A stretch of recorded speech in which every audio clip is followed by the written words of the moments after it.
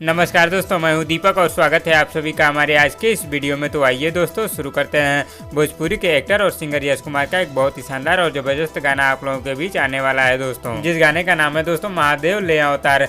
जी हाँ दोस्तों, यश कुमार का यह बहुत ही शानदार और जबरदस्त वीडियो गाना आप लोगों के बीच रिलीज होने जा रहा है दोस्तों, जिस गाने का नाम है महादेव ले अवतार। इस शानदार वीडियो गाने का first look poster social media के माध्यम से रिलीज कर दिया गया है दोस्तों, और इस गाने की रिलीज डेट और टाइम दोनों कंफर्म हो गया है। यहाँ दोस्तों इस शानदार वीडियो गाने को कब, किस समय और किस यूट्यूब चैनल पर रिलीज किया जाएगा यह कंफर्म हो गया है। इस गाने को गाया है यश कुमार जी ने, गीत और संगीत मुन्ना दुबे जी का है। तो आइए दोस्तों आप लोगों को बताते हैं कि यश कुमार के इस शानदार वीडियो गाने को कब, किस समय और किस यूट्यूब चैनल पर रिलीज किया जाएगा। तो दोस्तों यश कुमार के इस शानदार वीडियो गाने को कल यानी कि 27 अप्रैल को सुबह 7 बजे Yash Kumar entertainment YouTube channel पर रिलीज कर दिया जाएगा।